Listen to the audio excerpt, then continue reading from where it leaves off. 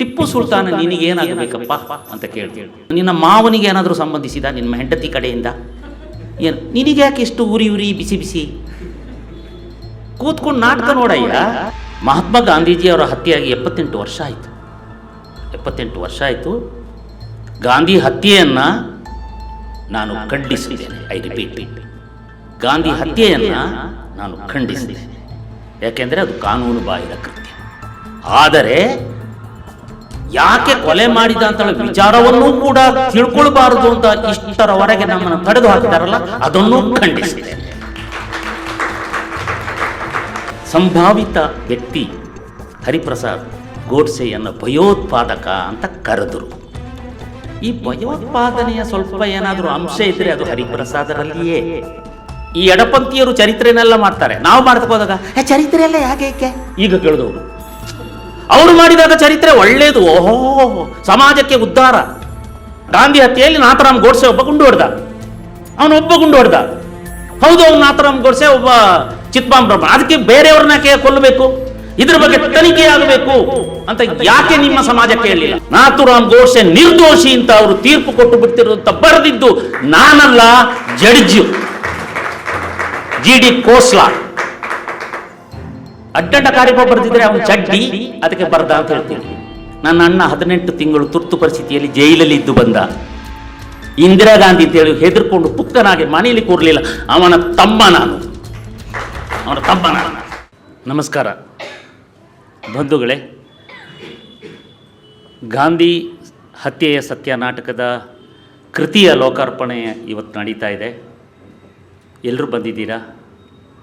ನಾನು ಖುದ್ದಾಗಿ ಕಾಣದೆ ಫೋನಿನಲ್ಲೇ ಮಾತಾಡಿ ನನ್ನ ಮೇಲೆ ಪ್ರೀತಿ ಇಟ್ಕೊಂಡು ನಮ್ಮ ಅತಿಥಿಗಳು ಬಂದಿದ್ದಾರೆ. ವಿಶೇಷವಾಗಿ ನನ್ನ ಕರಿನೀರ ವೀರ ನಾಟಕಕ್ಕೆ ಮುನ್ನುಡಿ ಬರೆದಿರುವಂಥ ಈ ನಾಡಿನ ಶ್ರೇಷ್ಠ ಚಿಂತಕರು, ಇಂದಿರಾ ಗಾಂಧಿಯವರು ತುರ್ತು ಪರಿಸ್ಥಿತಿಯನ್ನು ಹೇರಿದಾಗ ಅದರ ವಿರುದ್ಧ ಸೆಟೆದು ನಿಂತವರು, ರಾಷ್ಟ್ರೀಯ ಸ್ವಯಂ ಸೇವಕ ಸಂಘದಲ್ಲಿ ಶಿಸ್ತನ್ನು ಮತ್ತು ದೇಶಭಕ್ತಿಯನ್ನು ಮೈಗೂಡಿಸಿಕೊಂಡು ಅದರ ಪ್ರಕೃತಿಯನ್ನು ನಾಡಿನಾದ್ಯಂತ ತನ್ನ ಕೃತಿಗಳ ಮೂಲಕ ತಂದುಕೊಟ್ಟ ಹಿರಿಯ ಜೀವ ಡಾಕ್ಟರ್ ಬಾಬು ಕೃಷ್ಣಮೂರ್ತಿಯವರು.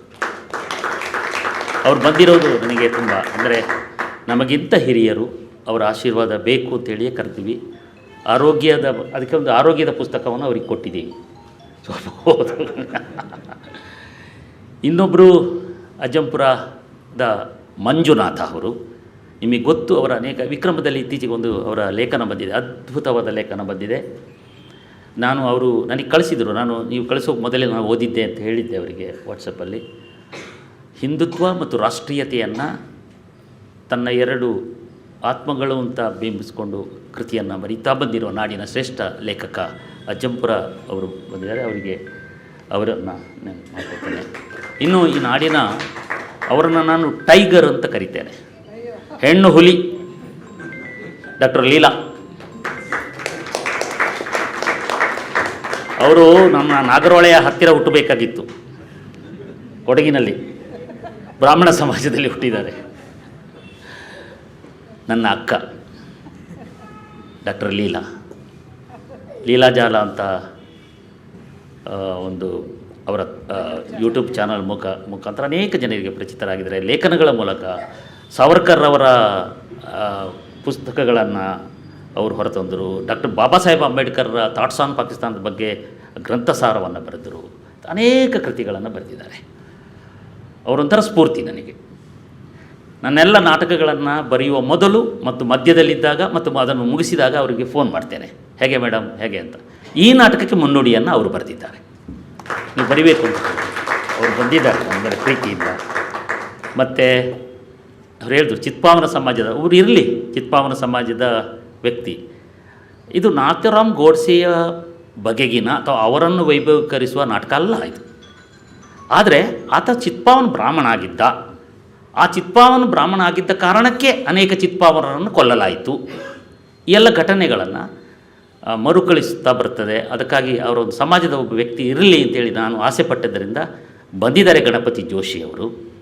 ಇನ್ನು ನನ್ನೆಲ್ಲ ನಾಟಕಗಳನ್ನು ನೋಡಿ, ನಾಟಕ ಕೃತಿಯನ್ನು ಓದೋದು ಕಡಿಮೆ, ಕತೆ ಕಾದಂಬರಿಯನ್ನೇ ಓದಲ್ಲ, ಬೇರೆ ಸಾಹಿತ್ಯ ವಿಮರ್ಶೆಗಳನ್ನೇ ಓದಲ್ಲ. ಇತ್ತೀಚೆಗೆ ಓದು ಕಡಿಮೆ ಆಗಿದೆ. ಅಂಥದ್ರಲ್ಲಿ ನಾಟಕವನ್ನು ಯಾರು ಓದ್ತಾರೆ? ಇಂಥದ್ರಲ್ಲಿ ನಾಟಕವನ್ನು ಪ್ರಿಂಟ್ ಮಾಡುವ ಧೈರ್ಯ ಒಂದು, ಆದರೆ ನಾನು ಬರೆಯುವುದನ್ನು ಪ್ರಿಂಟ್ ಮಾಡಬೇಕಲ್ಲಪ್ಪ. ಹಾಂ, ಮೊಟ್ಟೆಯೋ ಟೊಮೆಟೊ ನನಗೆ ಬರಲಿ, ಅದು ನನಗೆ ನಾನು ತಪ್ಪಿಸ್ಕೊಂಡಾಗ ರೋಹಿತರಿಗೆ ತಗಲ್ತದೆ. ಈ ಧೈರ್ಯವನ್ನು ಅವರು ಮಾಡಿ, ಇದೀಗ 5ನೆಯ ಧೈರ್ಯ. ಕೋರ್ಟಿಗೆ ಅಲೆದಾಡಿದ್ರು ಅವರು. ಅದಕ್ಕೆ ಮೊದಲು ಕೋರ್ಟಿಗೆ ಹೋಗಿದ್ದರೇನೋ ಗೊತ್ತಿಲ್ಲ, ಕೋರ್ಟಿನ ಅನುಭವ ಆಯಿತು ಅವರಿಗೆ. ಆದರೆ ನ್ಯಾಯಾಲಯದಲ್ಲಿ ನಮ್ಮ ನ್ಯಾಯಾಲಯದ ನ್ಯಾಯಾಧೀಶರು ಎಷ್ಟು ಚೆನ್ನಾಗಿ ಹೇಳ್ತಾರೆ ಅಂದರೆ, ನನ್ನ ಮೈಸೂರಿನಲ್ಲಿ ಇದೇ ನಾಟಕದ ಬಗ್ಗೆ ಕೋರ್ಟಿಗೆ ಹೋದಾಗ ಅವ್ರು ಕೇಳಿದ್ರು, ಆ ಕೇಸ್ ಹಾಕಿದ್ದೆವು, ಟಿಪ್ಪು ಸುಲ್ತಾನ ನಿನಗೇನಾಗಬೇಕಪ್ಪ ಅಂತ ಕೇಳಿದ್ರು.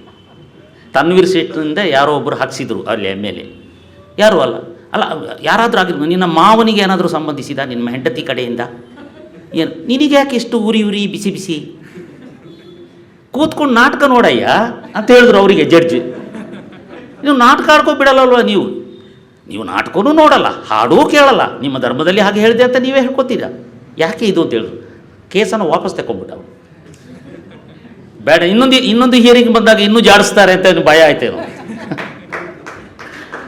ಹಾಗೆ ರೋಹಿತರ ಬಗ್ಗೆ ನನ್ನ ತಮ್ಮ ಆತ್ಮೀಯ ಗೆಳೆಯ ಶಶಾಂಕ್ ಭಟ್ ಇವರ ಜೊತೆಯಲ್ಲಿ ಅಯೋಧ್ಯೆ ಪ್ರಕಾಶನ ನಡೆಸ್ತಿದ್ದಾರೆ. ಎಷ್ಟು ಕಷ್ಟ ಗೊತ್ತಾ, ಪ್ರಿಂಟೇನೋ ಮಾಡಿಬಿಡ್ತೀವಿ, ಮಾರುಕಟ್ಟೆಗೆ ಬರ್ತೀವಿ, ಖರ್ಚಾಗಬೇಕಲ್ರಿ, ಆ ಪ್ರಿಂಟಾಗಿ ದುಡ್ಡು ಬರಬೇಕಲ್ಲ ಅಟ್ಲೀಸ್ಟ್, ಮತ್ತು ಅವರ ಸಿಬ್ಬಂದಿಗಳ ಖರ್ಚು, ಅದು ಅಷ್ಟು ಸುಲಭ ಇಲ್ಲ. ನಾನೇನೋ ನನ್ನ ನಾಟಕವನ್ನು ಬೇರೆ ಬೇರೆ ಕಡೆ ಆಡ್ತಾ ಹೋದಾಗ ನಾನು ಅಲ್ಲಿ ಮಾರಾಟ ಮಾಡ್ತೀನಿ, ಜನರಿಗೆಲ್ಲ ಕೂತವರಿಗೆಲ್ಲ ಹೇಳ್ತೀನಿ, ಹೋಗುವಾಗ ಒಂದು ಪುಸ್ತಕ ತಗೊಂಡೋಗಿ ಅಂತ. ನನ್ನ ಮುಲಾಜಿಗೆ ಆದರೂ ತಗೊಂಡು ಹೋಗ್ತಾರೆ ಬಿಡಿ, ಅಷ್ಟಾದರೂ ಖರ್ಚಾಗತ್ತೆ ಅಂತ. ಕನಿಷ್ಠ 1,000 ಕಾಪಿಯನ್ನು ನಾನು ಖರ್ಚು ಮಾಡಿಬಿಡ್ತೀನಿ. ಹಾಗಾಗಿ ಅವ್ನು ಪ್ರಿಂಟ್ ಮಾಡಿದ ಕಾಪಿ ಖರ್ಚು ಮಾಡ್ತಾರೆ ಬಿಡಿ, ಪ್ರಿಂಟ್ ಮಾಡೋಣ ಆ ಕಡೆ ಅಂತೇಳಿ ಅವರು ಧೈರ್ಯ ವಹಿಸ್ತಾರೆ, ಇನ್ನೊಂದು ಧೈರ್ಯ ಅವರಿಗೆ. ಹೀಗೆ ಅವರಿಗೆ ಶಶಾಂಕ್ ಅವರನ್ನು ಕೂಡ ನಾನು ನೆನಪು ಮಾಡ್ಕೊಳ್ತೇನೆ. ಮತ್ತು ವಿಜಯ್ ಭಟ್ ಪುದಿಯ ಟೀಚರ್ ಅಂತ ನಾವು ಅವ್ರು ಕರಿತಿದ್ರು. ಅವರು ತಂದೆ ಅಲ್ಲಿಂದ ಓಡಿಸ್ಬಿಟ್ರು ಅವ್ರನ್ನ, ಗಾಂಧಿ ಕೊಂದಿದ್ದಕ್ಕೆ. ನಿಮ್ಮ ಗಂಡನೇ ಕೊಂದಿದ್ದು ಅಂತ, ಅಲ್ಲ ನಿಮ್ಮ ಅಪ್ಪನೇ ಕೊಂದಿದ್ದು ಅಂತ, ನೀವ್ಯಾರು, ನಾವು ಚಿತ್ಪಾವನ ಬ್ರಾಹ್ಮಣ, ಹೌದಾ ದಾಟಿ ಅಂತೇಳಿ ಅಲ್ಲಿಂದ ಒದೆ ತಿಂದು ಅವರ ಅಂಗಡಿಗಳನ್ನೆಲ್ಲ ಭಸ್ಮ ಆದಮೇಲೆ ಅಲ್ಲಿಂದ ಓಡಿ ಬಂದವರು ಎಲ್ಲೆಲ್ಲೋ ಹೋಗಿ ಕೊಡಗಿಗೆ ಅವರು ಟೀಚರಾಗಿ ಬಂದುಬಿಟ್ರು. ಬಂದಾಗ ಹೊಸ ಟೀಚರು, ಅವರನ್ನು ಪುದಿಯ ಟೀಚರ್ ಅಂತ ನಾವು ಕರಿತಿರ್ತೀವಿ ಕೊಡಗು ಭಾಷೆ. ನನ್ನ ಹೆಂಡತಿಯ ಟೀಚರ್ ಅವರು ನೋಡಿ, ಜೊತೆಲೇ ಕೂತ್ಕೊಂಡಿದ್ದಾರೆ ಅವರ ಊರಿನಲ್ಲಿ. ಎಂಥ ಕಾಕತಾಳೀಯ ಅಂದರೆ, ಆ ಚಿತ್ಪಾವನ ಬ್ರಾಹ್ಮಣರ ಬಗ್ಗೆ ಅವರು ನಾಟಕ ಬರೆದರೆ ಅವರು ಕೊಡವತ್ತಿ ಅರಿತಾ ಕೊಡವ ಭಾಷೆಯನ್ನು ಮಾಡ್ತಾ ಪುದಿಯ ಟೀಚರ್ ಅವರು ಭಾಳ ಅದ್ಭುತ ಟೀಚರ್. ಎಮರ್ಜೆನ್ಸಿಯಲ್ಲಿ ಅವ್ರನ್ನ ಜೈಲಿಗೆ ಯಾಕೆ ಹಾಕಿಲ್ಲ ಅಂತ ನನಗೆ ಆಶ್ಚರ್ಯ. ಪೊಲೀಸರು ಹೇಳ್ತಾ ಇದ್ರಂತೆ, ಏನು ಮಾತಾಡಬಾರ್ದು ರಾಜಕೀಯ, ಅರ್ಧ ಗಂಟೆಯಲ್ಲಿ ಜಾಗ ಖಾಲಿ ಮಾಡಬೇಕು ಅಂತ. ಇಲ್ಲ, ಅರ್ಧ ಗಂಟೆ ತಾನೇ, ಅಷ್ಟರೊಳಗೆ ಮಾತಾಡ್ಕೊಳ್ತೀವಿ ಅಂತೇಳಿ ಮಾತಾಡ್ತಿದ್ರು ಅವರು. ಇದು ಗಾಂಧಿ ಹತ್ಯೆ ಸತ್ಯ. ನೀವೆಲ್ಲ ಬಂದಿದ್ದೀರಿ, ನನಗೆ ಗೊತ್ತು, ಪತ್ರಕರ್ತರು ಬಂದಿದ್ದೀರಿ, ಎಲ್ಲವನ್ನು ಎದುರಿಸಲು ಸಿದ್ಧವಾಗಿಯೇ ನಾವು ಬಂದಿದ್ದೇವೆ. ಮಹಾತ್ಮ ಗಾಂಧೀಜಿಯವರ ಹತ್ಯೆಯಾಗಿ 78 ವರ್ಷ ಆಯಿತು. 78 ವರ್ಷ ಆಯಿತು. ಗಾಂಧಿ ಹತ್ಯೆಯನ್ನು ನಾನು ಖಂಡಿಸುತ್ತೇನೆ. ಐ ರಿಪೀಟ್, ಗಾಂಧಿ ಹತ್ಯೆಯನ್ನು ನಾನು ಖಂಡಿಸುತ್ತೇನೆ. ಯಾಕೆಂದರೆ ಅದು ಕಾನೂನು ಬಾಹಿರ ಕೃತ್ಯ. ಆದರೆ ಯಾಕೆ ಕೊಲೆ ಮಾಡಿದ ಅಂತೇಳಿ ವಿಚಾರವನ್ನೂ ಕೂಡ ತಿಳ್ಕೊಳ್ಬಾರದು ಅಂತ ಇಷ್ಟರವರೆಗೆ ನಮ್ಮನ್ನು ತಡೆದು ಹಾಕಿದಾರಲ್ಲ, ಅದನ್ನೂ ಖಂಡಿಸುತ್ತೇನೆ. ವಿಚಾರವೇ ಗೊತ್ತಾಗಬಾರದು ಅಂತ ಹೇಳುವ ಇತ್ತೀಚೆಗೆ ಹರಿಪ್ರಸಾದ್ ಅಂತ ಹೇಳುವ ಅಮೋಘ ವ್ಯಕ್ತಿ, ಅಪಾರ ಜ್ಞಾನ ಸಂಪನ್ನರು, ದೇಶಭಕ್ತಿಯನ್ನು ನರನಾಡಿಗಳಲ್ಲಿ ತುಂಬಿಕೊಂಡವರೂ ಆದ, ಕಾಂಗ್ರೆಸ್ ಪಕ್ಷದ ಅಧ್ಯಕ್ಷರಾಗಿರುವ, ಭಯಭೀತಗೊಳಿಸಬಲ್ಲ ಎಲ್ಲರನ್ನೂ ಸಂಭಾವಿತ ವ್ಯಕ್ತಿ ಹರಿಪ್ರಸಾದ್ ಗೋಡ್ಸೆಯನ್ನು ಭಯೋತ್ಪಾದಕ ಅಂತ ಕರೆದರು. ಈ ಭಯೋತ್ಪಾದನೆಯ ಸ್ವಲ್ಪ ಏನಾದರೂ ಅಂಶ ಇದ್ದರೆ ಅದು ಹರಿಪ್ರಸಾದರಲ್ಲಿಯೇ. ಆದ್ದರಿಂದ ಅವರನ್ನು ಗೋಡ್ಸೆಯನ್ನು ಭಯೋತ್ಪಾದಕ ಅಂತ ಕರಿಬೋದು. ಅದು ಒಂದು ನನ್ನನ್ನು ಗೋಡ್ಸೆಯ ಬಗ್ಗೆ ಓದುವಂತೆ ಮಾಡಿತು. ಇನ್ನೊಂದು, ಅಲ್ಲ, ಗಾಂಧಿ ವರ್ಸಸ್ ಗಾಂಧಿ ನಾಟಕ ಮಾಡಿದ್ದಾರೆ. ನಾನಿದ್ದ ಸಂಸ್ಥೆ ರಂಗಾಯಣದಲ್ಲಿ ಗಾಂಧಿಯ ಬಗ್ಗೆ ಅನೇಕ ನಾಟಕಗಳು ಬಂದಿದೆ. ಗಾಂಧಿ ವರ್ಸಸ್ ಗಾಂಧಿ ಮತ್ತು ಅವನ ಮಗ ಕುಡುಕ ಮಗನ ಬಗ್ಗೆ ಇರೋದು. ಅಲ್ಲಿಯೂ ಕೂಡ ಕುಡುಕ ಮಗನೇ ತಪ್ಪು ಅಂತ ಹೇಳೋ ಥರದಲ್ಲಿದೆ. ಆ್ಯಕ್ಚುಲಿ ಆ ಕುಡುಕನಾಗಿ ಮಾಡಿದ್ದು ಗಾಂಧಿ, ಅದನ್ನು ಯಾರೂ ಬರೆದಿಲ್ಲ. ಆತ ಕುಡುಕನಾಗಲಿಕ್ಕೆ, ಆತ ಮುಸ್ಲಿಂ ಧರ್ಮಕ್ಕೆ ಹೋಗಲಿಕ್ಕೆ ಗಾಂಧಿಯೇ ಕಾರಣ ಅಂತ ಹೇಳೋದ ಸತ್ಯವನ್ನು ಮುಚ್ಚಿ ಎಡಪಂಥೀಯರು ಅದನ್ನು ಬರೆದರು. ಅನೇಕ ನಾಟಕಗಳು ಬಂದಿದೆ, ಮಹಾರಾಷ್ಟ್ರದಲ್ಲಿ ಗೋಡ್ಸೆ ಬಗ್ಗೆ ಬಂದಿದೆ.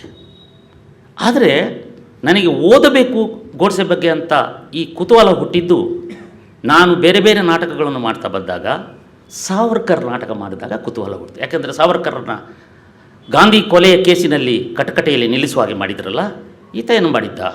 ಕ್ರಾಂತಿಕಾರಿ ಹೌದು, ಒಂದು ಕಾಲದಲ್ಲಿ ಧಿಂಗ್ರನಿಗೆ ಸ್ಫೂರ್ತಿಯನ್ನು ಕೊಟ್ಟವರು ಸಾವರ್ಕರ್. ಇವರು ಆಗಿರ್ಬೋದು ಒಂದು ನೋಡಿದಾಗ ಈ ಬಗ್ಗೆ ಸುಮಾರು ನಾನು ಪುಸ್ತಕಗಳನ್ನು ತರಿಸ್ಕೊಂಡೆ. ಅಲ್ಲಿ ಆ ಕೋರ್ಟಿನ ಕಟಕಟೆಯಲ್ಲಿ ನಾಥುರಾಮ್ ಗೋಡ್ಸೆ ಲಿಖಿತ ರೂಪದಲ್ಲಿ ಹೇಳಿಕೆ ಕೊಡ್ತಾರೆ. ಇವತ್ತು ಬಾಯಿ ಮಾತಲ್ಲಿ ಹೇಳಿದೆ ಅಂತ ಹೇಳಿದರೆ ತುಂಬ ನಮಗೆ ಕಷ್ಟ ಆಗ್ಬಿಡೋದೇನೋ. ಅವರು ರಿಟರ್ನ್ ಡಾಕ್ಯುಮೆಂಟನ್ನು ಕೊಡ್ತಾರೆ. ಸಾಧಾರಣವಾಗಿ ನ್ಯಾಯಾಲಯದಲ್ಲಿ ನಿನ್ನ ಅಭಿಪ್ರಾಯ ಏನಪ್ಪ ಅಂತ ಕೇಳಿದಾಗ, ಸ್ವಾಮಿ ನನ್ನ ಅಭಿಪ್ರಾಯವನ್ನು ನಾನು ಬಾಯಲ್ಲಿ ಹೇಳುತ್ತೇನೆ, ಇಲ್ಲ ನಾನು ಬಾಯಲ್ಲಿ ಹೇಳೋಕ್ಕೆ ಆಗಲ್ಲ, ನನಗೆ ಲಿಖಿತ ರೂಪದಲ್ಲಿ ಕೊಡ್ತೇನೆ ಅಂದರೆ ಕೋರ್ಟ್ ಒಪ್ಕೊಳ್ಳುತ್ತೆ, ರಿಸೀವ್ ಮಾಡುತ್ತೆ. ಆದರೆ ಎರಡನ್ನೂ ಮಾಡಿದ ಈತ.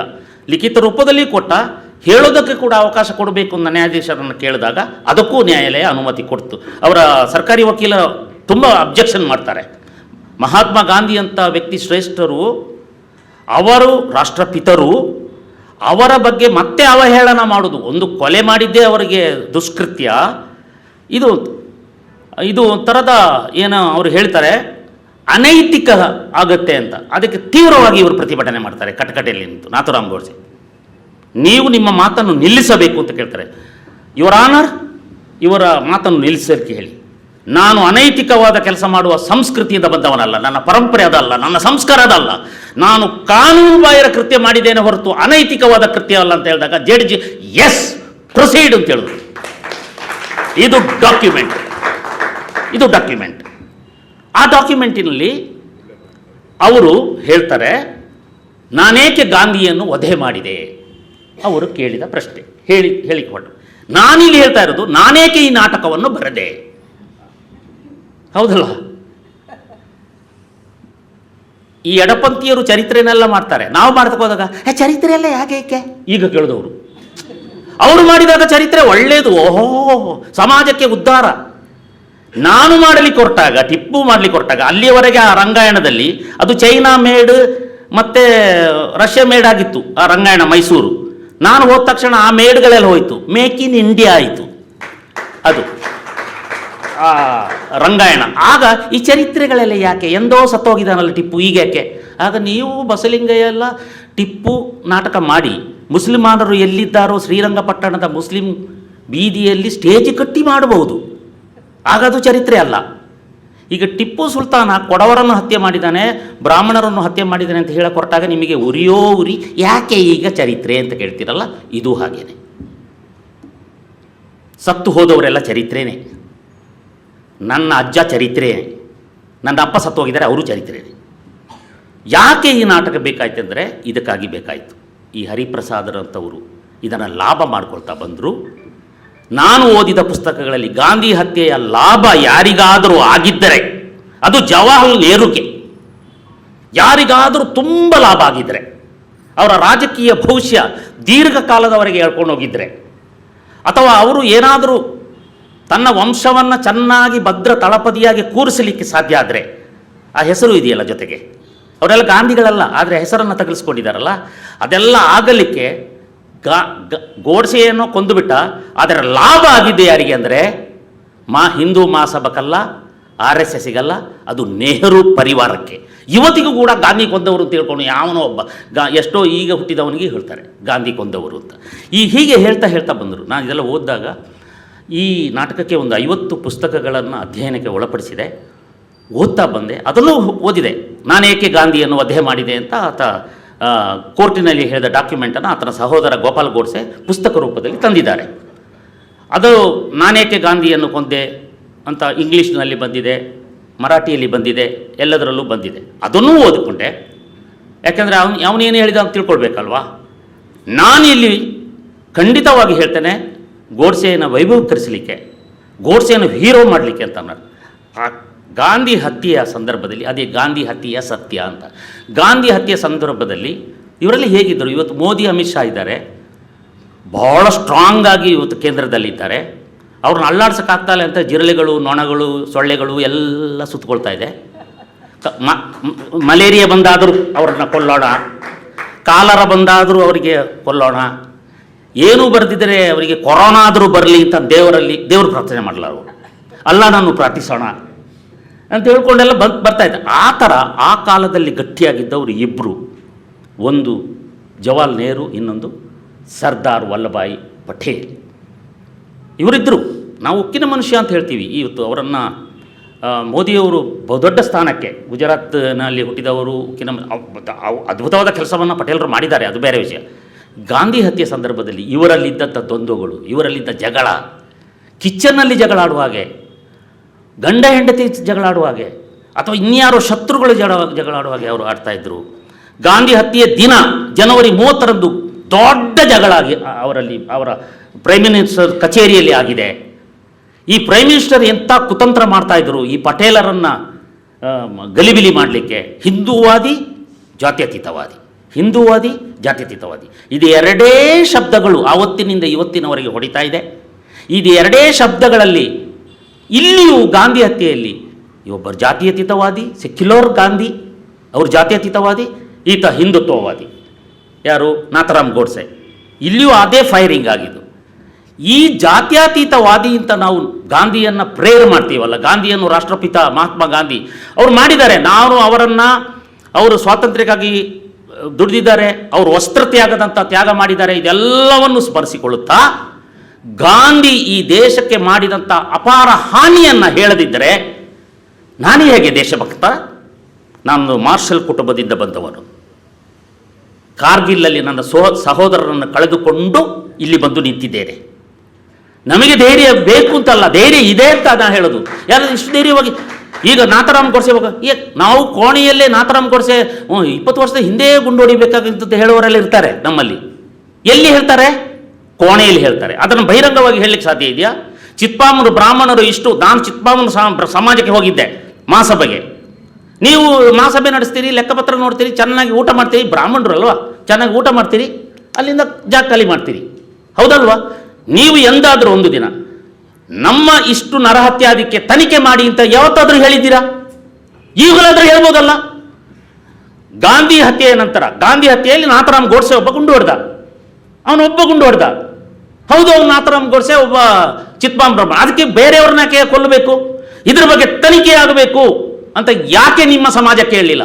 ಅದರ ಬದಲಾಗಿ ಹೆಸರನ್ನೇ ಬದಲು ಮಾಡಿಕೊಂಡ್ರಿ, ಡೋಂಗ್ರೆನ ಬಟ್ ಅಂತ ಮಾಡಿಕೊಂಡ್ರಿ, ಮತ್ತು ಇನ್ನೇನೇನೋ ಜಾಗದಲ್ಲಿ ಹೋಗಿ ಶ್ರೀನಿವಾಸ್ ಹುಬ್ಬಳ್ಳಿ ಅಂತ ಹೆಸರು ಹಾಕ್ಕೊಂಡ್ರಿ, ಬ್ರಾಹ್ಮಣ ಸುಬ್ರಹ್ಮಣ್ಯ ಧಾರವಾಡ ಅಂತ ಹೆಸರು ಹಾಕ್ಕೊಂಡ್ರಿ. ಯಾಕೆ ಈ ಭಯ ನಿಮಗೆ? ಯಾಕೆ ಈ ಭಯ? ಇಲ್ಲಿಗೆ ಬರಲಿಕ್ಕೂ ಜನ ಭಯದಿಂದ ಬಂದಿಲ್ಲ ಏನೋ, ನನಗೆ ಗೊತ್ತಿಲ್ಲ. ಗೋಡ್ಸೆ ಬಗ್ಗೆ ಎಲ್ಲ ಮಾತಾಡ್ತಾರೆ. ನಾವು ಹೋದರೆ ನಾಳೆ ಪೇಪರಲ್ಲಿ, ಅಲ್ಲಿ ಪ್ರಜಾವಾಣಿ ಪೇಪರ್ ಬೇರೆ ಬಂದಿದೆ, ನಾಳೆ ಪೇಪರಲ್ಲಿ ಬಂದುಬಿಟ್ರೆ ಪ್ರಜಾವಾಣಿ ಬೇರೆ ಬಂದಿದೆ ಅಂತ ಹೇಳಿದ್ರೆ ಬೇರೆ ಅಲ್ಲದು ನಮ್ಮ ಪ್ರಜಾವಾಣಿ, ರಂಗಭೂಮಿಗೆ ಹೆಚ್ಚು ಉತ್ತೇಜನ ಕೊಟ್ಟ ಪ್ರಜಾವಾಣಿ. ಸ್ವಲ್ಪ ಏಟು ಕೊಡ್ತಾರೆ, ಎಲ್ಲಕ್ಕೂ ತಯಾರಾಗಿ ಬಂದಿದ್ದೇವೆ ಅಂತ ಅದಕ್ಕೆ ಹೇಳಿದ್ದು. ಅಂದರೆ ಆ ಸಮಾಜ ಎಷ್ಟೋ ಅದರಿಂದ ಹಾನಿಗೊಳಗಾಗಿದ್ದಾರೆ. ಅವರು ಯಾಕೆ? ಎಷ್ಟು ಭಯ? ಎಲ್ಲಿವರೆಗೆ ಭಯ? 78 ವರ್ಷ ಆಯ್ತು ರೀ, 78 ವರ್ಷ ಆಯಿತು ಗಾಂಧಿ ಹತ್ಯೆಯ ಸತ್ಯವನ್ನು ಹೇಳಲಿಕ್ಕೆ. ಅಥವಾ ಗೋಡ್ಸೆ ಏನು ಯಾಕೆ ತಡೆ ಮಾಡ್ತಾ ಇತ್ತು ಸರ್ಕಾರ? ಯಾಕೆ ಆ ಪುಸ್ತಕವನ್ನು ನಿಷೇಧ ಮಾಡಿತ್ತು? ದಲ್ವಿ ಅಂತ ಹೇಳುವವರು ಮಹಾರಾಷ್ಟ್ರದಲ್ಲಿ ನಾಟಕ ಮಾಡಲಿಕ್ಕೆ ಹೊರಟಾಗ ನಿಷೇಧ ಹೇರ್ತು, ಕೋರ್ಟಿನಿಂದ ಬಿಡಿಸ್ಕೊಂಡು ಬಂದ. ಕೊನೆಗೆ ಮರ್ಡರ್ ಆಫ್ ಮಾತಾ ಅಂತೇಳಿ GD ಖೋಸ್ಲಾ ಅಂತ ಹೇಳುವವರು ಒಬ್ಬ ಜಡ್ಜ್, 3 ಜಡ್ಜ್ ಇರ್ತಾರೆ, ಅದರಲ್ಲಿ ಒಬ್ಬ GD ಖೋಸ್ಲಾ ಅಂತ, ಅವರು ರಿಟೈರ್ಡ್, ಅವರು ಮರಣದಂಡನೆಯನ್ನು ಕಾಯಂ ಮಾಡಿದಂಥ ಜಡ್ಜ್. ಗೋಡ್ಸೆಗೆ ಮರಣದಂಡನೆಯೇ ಬೇಕು ಅಂತೇಳಿ ಕಾಯಂ ಮಾಡಿಸಿದ ಜಡ್ಜ್ ಅವರು ಬರೀತಾರೆ.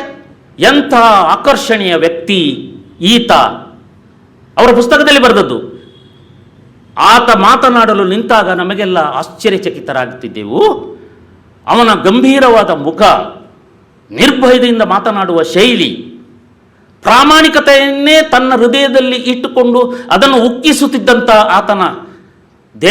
ಆತನ ಮನೋಧೈರ್ಯ, ಮತ್ತು ನಿರ್ಗಳವಾಗಿ ಒಂದು ಅತ್ಯುತ್ತಮ ಭಾಷೆಯ ಇಂಗ್ಲೀಷಿನಲ್ಲಿ ಮಾತನಾಡುತ್ತಿದ್ದ ಶೈಲಿ, ಇದು ಕೂಡ ಅನ್ಎಜುಕೇಟೆಡ್ ಅಲ್ಲ ಅಂತ ಹೇಳೋದಕ್ಕೆ ಹೇಳ್ತಿದ್ದೀನಿ ನಾನು. ಮತ್ತೆ ಆತ ಮಾತನಾಡುತ್ತಿದ್ದಂತೆ ಪ್ರೇಕ್ಷಕ ವರ್ಗ, ಆಗ ಇದೊಂದು ಹೈ ಪ್ರೊಫೈಲ್ ಕೇಸ್ ಆದ್ದರಿಂದ ಒಂದು 200 ಜನಕ್ಕೆ ಕೂತ್ಕೊಳ್ಳೋಕ್ಕೆ ವ್ಯವಸ್ಥೆ ಮಾಡಿದ್ರಂತೆ. ಕೋರ್ಟಿನ ಚಟುವಟಿಕೆ ನೋಡಲಿದ್ದು ಕೆಂಪುಕೋಟೆಯಲ್ಲಿ ಆಗಿದ್ದು ಈ ಈ ಈ ಈ ಕೇಸು.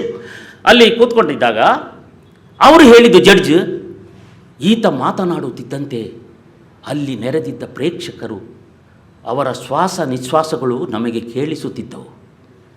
ಮಹಿಳೆಯರು ಕಣ್ತುಂಬಿ ಕಣ್ಣೀರು ಸುರಿಸುತ್ತಿದ್ದ ಕಣ್ಣೀರ ಧಾರೆಯೂ ನನಗೆ ಕಾಣುತ್ತಿದ್ದಿತ್ತು.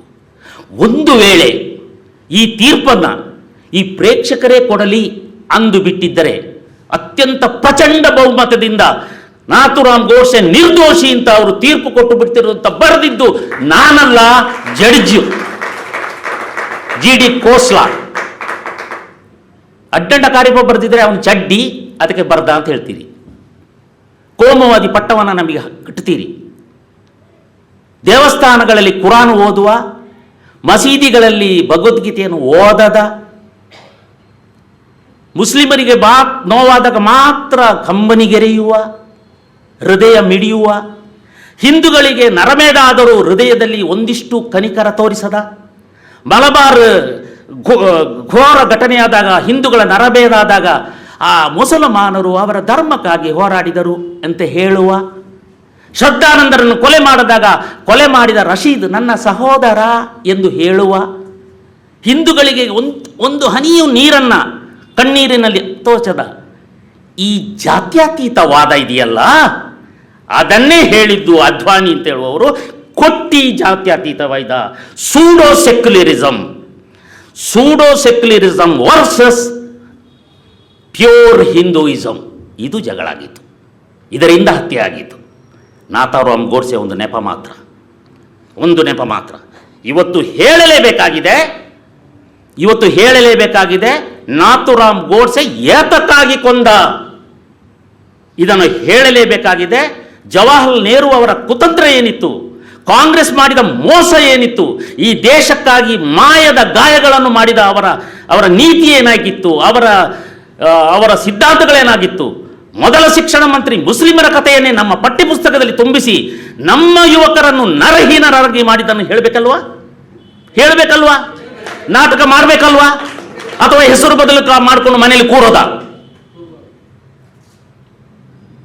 ಚಿತ್ಪಾವನ ಬ್ರಾಹ್ಮಣರು ಕ್ಷಾತ್ರ ತ್ಯಜಿಸಿರೋರ್ರಿ. ಚಿತ್ಪಾವನ ಬ್ರಾಹ್ಮಣರೆಂದರೆ ಯಾರು? ಬಾಲಗಂಗಾಧರ ತಿಲಕ್ ಚಿತ್ಪಾವನ ಬ್ರಾಹ್ಮಣ, ಗೋಪಾಲಕೃಷ್ಣ ಗೋಖಲೆ ಚಿತ್ಪಾವನ ಬ್ರಾಹ್ಮಣ, ಚಾಪೇಕರ್ ಸಹೋದರರು ಚಿತ್ಪಾವನ ಬ್ರಾಹ್ಮಣರು, ಸಾವರ್ಕರ್ ಚಿತ್ಪಾವನ ಬ್ರಾಹ್ಮಣ. 18ಕ್ಕೂ ಹೆಚ್ಚು ಯುವಕರು ನೇಣುಗಂಬಕ್ಕೆ ಏರಿದವರ ಬಹುಸಂಖ್ಯಾತರಲ್ಲಿ ಚಿತ್ಪಾವನ ಬ್ರಾಹ್ಮಣರೇ ಜಾಸ್ತಿ. ದಾದಾ ಫಾಲ್ಕೆ ಅವರ ಚಿತ್ಪಾವನ ಬ್ರಾಹ್ಮಣ, ಅಗರ್ಕರ್ ಕ್ರಿಕೆಟರ್ ಚಿತ್ಪಾವನ ಬ್ರಾಹ್ಮಣ. ಕ್ಷಾತ್ರ ತೇಜಸ್ಸಿರುವವರು ಚಿತ್ಪಾವನ ಬ್ರಾಹ್ಮಣರು, ಅಂಜಿ ಮನೆಯಲ್ಲಿ ಕುಳಿತುಕೊಳ್ಳುವವರು ಅಲ್ಲ. ಗಣಪತಿ ಜೋಶಿಯವರೇ, ಅಂಜಿ ಮನೆಯಲ್ಲಿ ಕುಳಿತುಕೊಳ್ಳುವವರಲ್ಲ. ನನ್ನ ನಾಟಕವನ್ನು ನೀವು ಆರ್ಗನೈಸ್ ಮಾಡಬೇಕು. ನಾನು ಮುಲಾಜಿಲ್ ತೆಗೆಳ್ತೇನೆ. ಹೆದರ್ಕೊಂಡು ನೀವು ಮನೆಯಲ್ಲಿ ಕೂತ್ರೆ ನಾನು ಒಬ್ಬನೇ ಆಗ್ತೇನೆ. ನಿಮ್ಮ ಸಮಾಜದ ವ್ಯಕ್ತಿ ಅಪ್ಪಟ ದೇಶಭಕ್ತ, ಅವನು ಅಲ್ಲಿ ಟೈರ್ನ ಗೀಚ್ತಾ ವಿದ್ಯೆ ಇಲ್ಲದೆ ಏನೋ ಕೂತ್ಕೊಂಡಿದ್ದ ಯಾವನೊಬ್ಬ ಲಟಪಾಟ ವ್ಯಕ್ತಿ ಅಲ್ಲ, ಚಟಪಾಟ ವ್ಯಕ್ತಿ ಅಲ್ಲ. ಆತ ವಿದ್ಯಾವಂತನಾಗಿದ್ದ, ಹಿಂದೂ ರಾಷ್ಟ್ರ ಪತ್ರಿಕೆಯನ್ನು ನಡೆಸುತ್ತಿದ್ದ ಸಂಪಾದಕನಾಗಿದ್ದ, ದೇಶಭಕ್ತಿಯನ್ನು ತನ್ನ ಮೈಯಲ್ಲಿ ತುಂಬಿಕೊಂಡು ಈ ದೇಶಕ್ಕಾಗಿ ನಾನು ಮದುವೆ ಏನಾಗೋದಿಲ್ಲ ಅಂತೇಳಿ ಬ್ರಹ್ಮಚರ್ಯನ್ನು ಮಾಡುತ್ತಿದ್ದ ಅಪ್ಪಟ ದೇಶಭಕ್ತ ನಾಥುರಾಮ್ ಗೋಡ್ಸೆ ಭಯೋತ್ಪಾದಕ ಅಲ್ಲ. ಹರಿಪ್ರಸಾದ್ ಭಯೋತ್ಪಾದಕ ಅಲ್ಲ. ಭಯೋತ್ಪಾದಕರು ನಿಮ್ಮಲ್ಲೇ ಇದ್ದಾರೆ. ಕೊತ್ವಾಲನ ಶಿಷ್ಯರು ನಿಮ್ಮಲ್ಲೇ ಇದ್ದಾರೆ, ಅವರು ಭಯೋತ್ಪಾದಕರು. ಇದನ್ನು ಹೇಳಲಿಕ್ಕೆ ಹೊರಟಿದ್ದೇವೆ. ನನಗೆ ಯಾರು ಹೇಳಿದ್ರು, ಅಯ್ಯೋ ಕರಿಪಾಜಿ ಜಿ ಅಂತೂ ಬೇರೆ ಸೇರಿಸ್ಕೊಂಡ್ಬಿಟ್ಟು. ಹೇಳಿ. ಪ್ರಿಯಾಂಕಾ ಖರ್ಗೆ ಈಗ ಹೋಮ್ ಮಿನಿಸ್ಟರ್.